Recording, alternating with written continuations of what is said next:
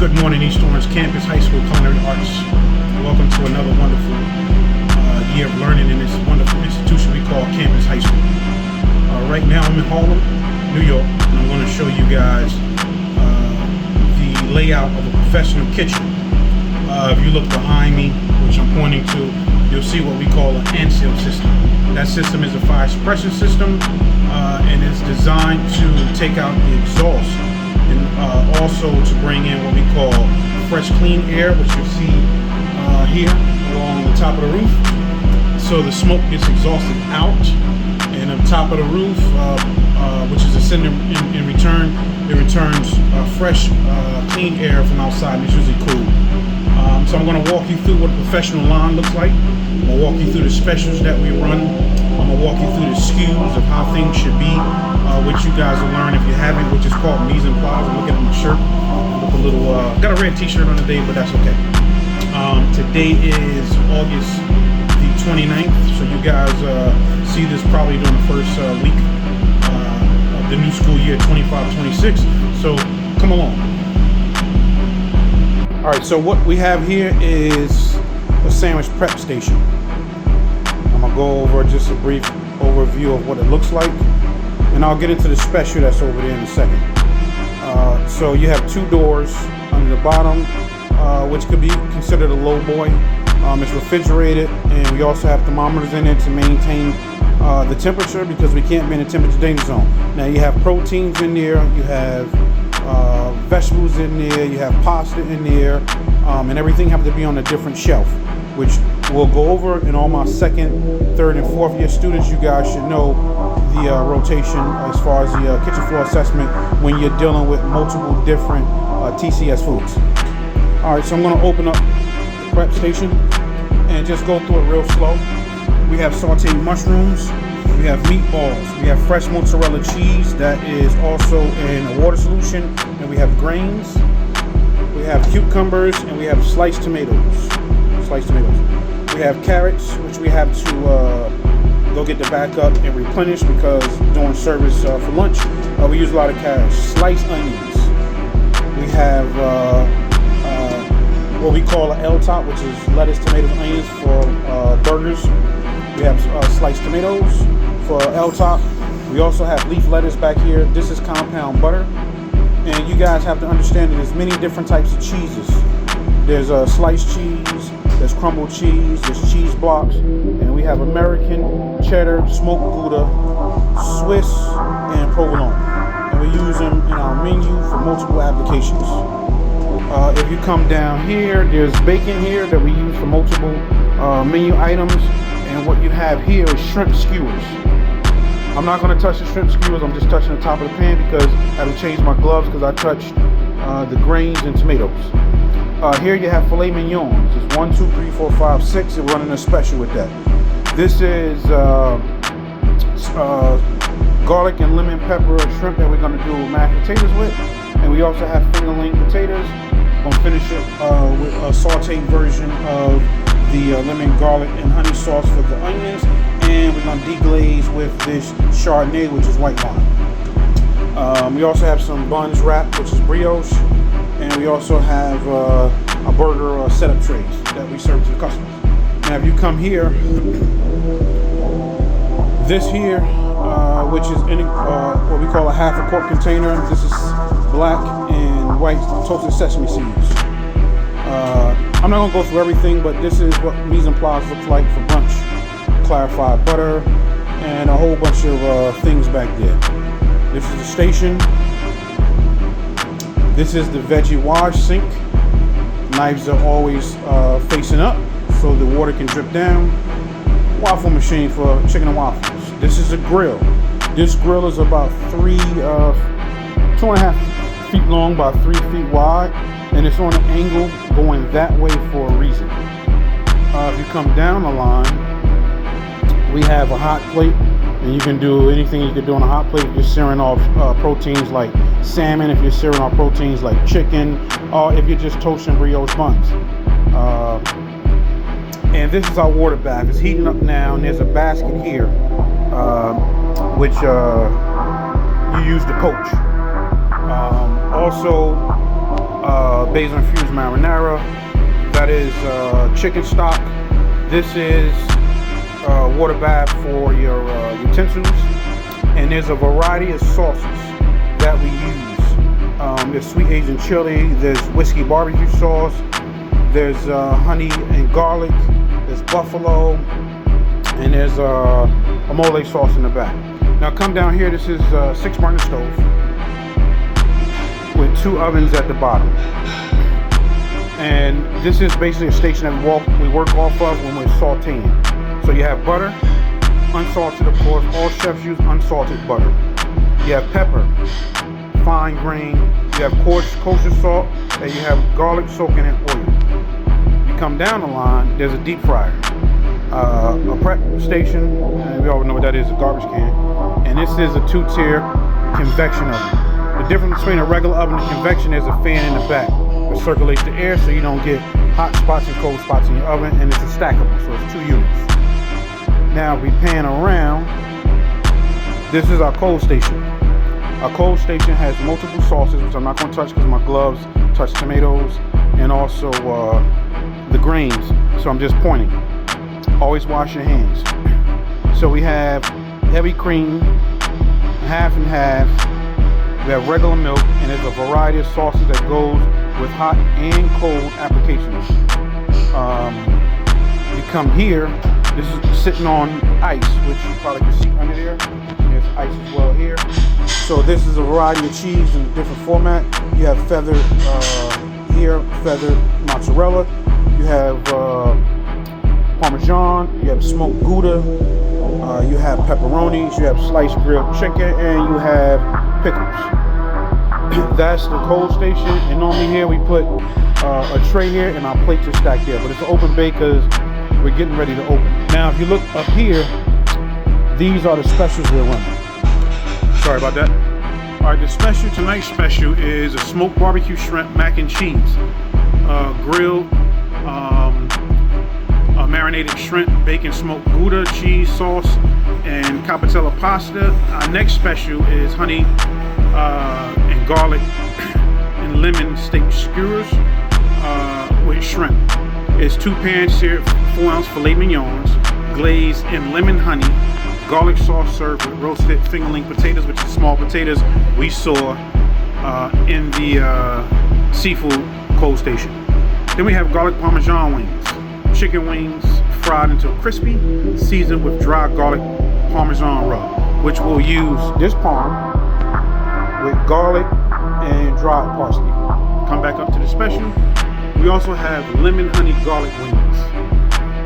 It's chicken wings fried into crispy tossed in a sweet zesty garlic sauce. Now these are the prices. We'll get into my 2nd, 3rd, and 4th year students. The profit margin on all these, you get 6 pieces for 10, 9 pieces for 12, 12 pieces for 14. If you look at the prices, the mac and cheese is 20, the lemon honey garlic steak and shrimp skewers are 30, and these are the prices for the wings. We're going to the price points and the profit margin and what it costs per wing, per ounce, per serving. So you'll know if you only sold 10 of these for $30, which would be $300, how much was food costs, how much was the profit margin. All right, part 3, we're back at the Low Boy Sandwich Prep Station. I'm gonna open these up so you can see what's going on. All right, if we look at the station, we have up top, I changed my gloves by the way. This is mescaline or spring mix. This is Caesar salad. It's all dated with the day it was put in the pans, and also it has a temperature code on there. So these little stickers will turn a different color when it's been in a temperature danger zone for a certain period of time. Here we have vegetable medley and mashed potatoes. They're all wrapped and in their proper place. Here you see a temperature gauge, which right now, I don't know if you guys saw that, but right now it's at 40 degrees, which is within range because 41 to 140 is the temperature danger zone where bacteria grows the fastest. We have a couple trays of salmon. I'm gonna fillet some salmon and replenish the tray. We have pasta there. Now we come to this side. We have butterfly chicken that we cut. We also have wings. That is cooked a la minute. We also have ribs. That's also been cooked a la minute. Those are going out for party.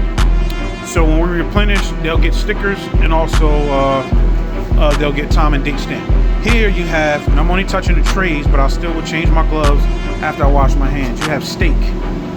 They're all individually wrapped to about 8 ounces, and you lose about 1.5 ounces when you grill them. So it'll lose a little bit of weight content, but still, when you're putting your menu together, you always do the dry weight, which is the weight before process, before you brine it, before you season it, before you cook it. And here we have to replenish. We have burgers. Those burgers are 80-20, which is 80% protein, 20% fat, and you lose about 10% each when you cook it. All right. All right, here we have a salamander. This salamander pulls out, and I have washed my hands for the 3rd time doing this video and changed my gloves. So this is a salamander. It's good for melting cheeses, caramelizing the sugar. If you're trying to do rib tips, you're trying to sear off a salmon at the top, you're trying to sear off chicken, you're trying to sear off fish, this is great. Now, if you look under, you see the flames under. There's both sides. We're only running one side tonight. And this level here, if you want a quick sear, then you will go up to the 1st level, which is going to cook it even faster. 2nd level cooks it around medium time. Medium time is usually 1 to 2 minutes to finish, which we go TF, which means to finish. And down here is 3 to 4 minutes to finish, TF. You can see that our pasta water poaching pot is starting to boil. We'll turn that down to a simmer. This basket will get dipped in, which I can do right now. And it'll stay in there so you don't lose core temp. So let's say if I was shocking some broccoli in here, or shocking some pasta, or even poaching some fish, which you wouldn't do in the same pot. You would have multiple pots because that's cross-contamination. But if we was using this for that, you would make sure that this basket's in the water that's simmering, because we know that water boils at 212 degrees, so you don't lose temp. Everything is about time and temperature and timing. So if we lose temp, that means that the tickets that we're pushing out will be a little bit lag, which we say that you're running good ticket times or bad ticket times. You see our saute pans are stacked. There's different sizes for different entrees and different things. These are the smaller ones. They're all stacked. These are sizzle plates. All clean and ready to go. All right, part 5. This is the rack where we hold all small and large wares. As you can see, everything's upside down, so you don't have pests and standing water. All right, this is our prep kitchen. As you can see, there's a lot of things in here. A lot of things in here. I started this video so you can see a no-no. What's wrong with this picture? Hint, hint, hint, hint. That should be on the drainage rack, right? No food on the floor. This blue line is on the floor for a reason, which we'll go over during the course of the year. This is also what they call our dry station. There's a lot of small wares and large wares in there. Doing a video for the students so they can see a professional kitchen. All right, this is a kitchen. A lot of prep work can be done here. As you can see, this is probably about a 20-foot table there. And you have matched non-slip mats. You should have non-slip shoes on when you're working in the kitchen. Here, very important, there's first aid kits, which this is a restaurant, daycare, business, first aid kit. It has everything you need for culinary, for a daycare or a business. And these kits can be purchased online. Dedicated hand wash soap has to be there. This is a towel. As you can see, once you rip, it's ready for you to go across the motion activated hand signaling at another towel. Because after you wash your hands, if you had to touch something over here to turn, and you will recontaminate your hands. So once you finish, you rip that, you dry your hands. You always turn the sink off with the towel and you discard this. And then when you're ready for the next person to get a towel, you just go across. All right, emergency eye wash station has to be in compliance, readily available, and visually accessible. So here is a hand wash sink. It shows you a quick tutorial. You just put your eyes over these tulips here and you press that. And if you get grease in your eye or debris in your eye, this is definitely your best friend. All right, so you see the color coordinated cutting boards. You see everything stacked up top is gated. Nothing's open. This here is a tilt skillet. This tilt skillet can do a variety of things. We'll touch on later on in the curriculum. This is what we call a steam kettle jacket. And if you were doing a large seafood boil, you're just cooking a lot of pasta, or if you just was doing soups for like 2,000 people, you would use this. This is probably a 240 quart, and at the bottom here, it gives you the temperature gauge. And that's the mechanics to work it. And this thing here turns so you can tilt it and you can see the grate at the floor. To being cold, you must have this. So you can run off the liquid and it goes into what we call an air gap. All right, and this is a regular 6-burner stove that we do a lot of prep work when it's caterings and stuff like that. We also have a deep fryer. And if you notice, there's a hood system back here as well. This is the Anseal system with the fire suppression nozzles. There's a 2-compartment, 22 feet. And I'll just give you another pass of the kitchen. See the speed rack? We have one of those at campus, right? We need 2 more. And this is the catering station where you get a lot of your boards, your serving trays, and things of that nature. Fancy dishes, nice displays, and stuff like that. All right, this is Chef Byron. I'm signing out. We're going to have a great school year 2025-2026. Look forward to you guys growing as cooks. As you can see, I'm on the other side of the prep station. We have another dual stove, and we have a Rational combi oven full and another Rational combi oven full. These combi ovens are computerized and they're pre-programmed. As you can see right here, you're going to watch me cook some wings off. Open up the door, and you can see I have trayed 2, which I'm grabbing a rack, wings. These are sheet trays of wings. They're already pre-seasoned, and these are going for our special tonight. 2 trays. Now, as you can probably obviously notice that there's a rack up top. I'm not touching on the rack. And plus this oven is going to get more than 165, which is going to kill all the germs, actually 200. There's a rack here with chicken wings on it, sheet pan rather. There's a rack in between with no space. That way the steam and the air could move all the way through. If you're doing a full load, a big catering in, obviously you would fill all the racks up, which is 1, 2, 3, 4, 5, 6, 7, 8, 9. It's 10 racks. We're going 1 rack from the top, empty, protein.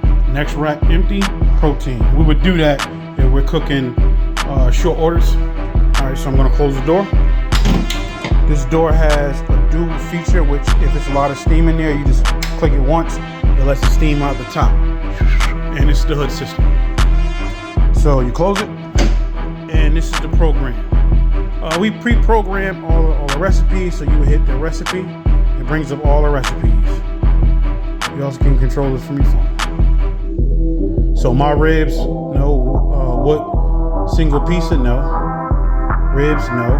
Wings, yes. Grill 3, no. Bones, no. If we were doing demi-glaze, we would do bones. So we click wings, hit the button, and you see 95% humidity, 300 degrees Fahrenheit for 25 minutes. So it's going to be actually steam, see my gloves on, steam, heat, and a combination of both. And we're off to the races. This is a timer, and it tells you what time it should be done, which is 5:09 p.m. So it gives you a great guesstimation of what time you can expect for these wings to be done.